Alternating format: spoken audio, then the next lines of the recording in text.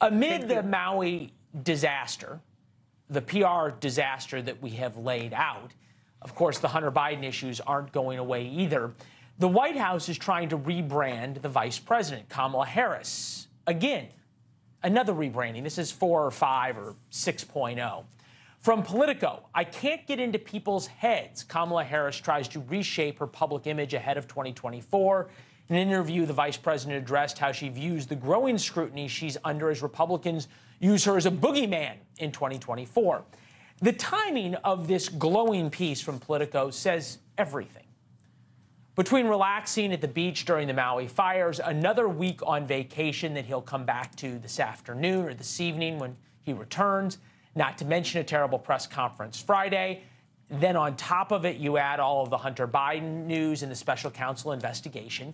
It looks less and less like Mr. Biden will be on the ticket in 2024, or maybe at the very least.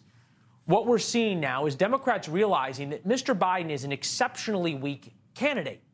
That's just a fact.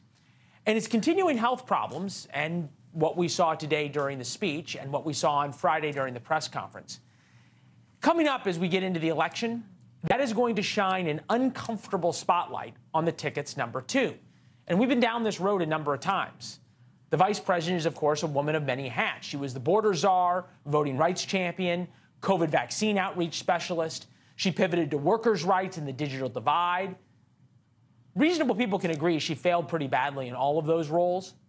Each time she tried to reinvent herself with the help of an advocacy media on the left. As you can see, she's now taken on other roles, think abortion and a couple of other things. But it hasn't worked. Her approval rating reflects how Americans feel. 41% say she's handling the job well, compared to 56% who disapprove of her job as vice president. It's even worse than President Biden.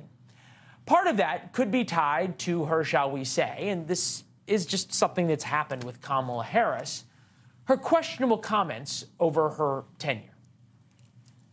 During Women's History Month, we celebrate and we honor the women who made history throughout history. It is time for us to do what we have been doing, and that time is every day. Let us all be clear that the attack is misplaced. If the point of it is that we need leadership that is strong, because we have a strong leader In the United States. That's an excellent answer. And the question was, what is the job of the vice president?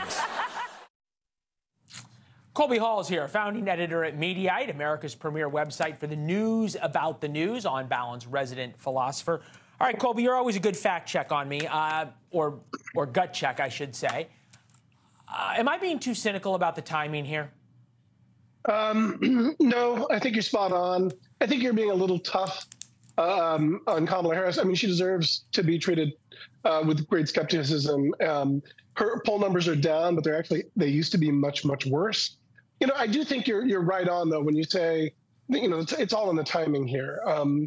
President Joe Biden is sort of one sort of big fall away from kind of taking himself out of contention. And if the Biden administration, the White House, the DNC powers that be, were having a serious think about the viability of 2024, now would be that time.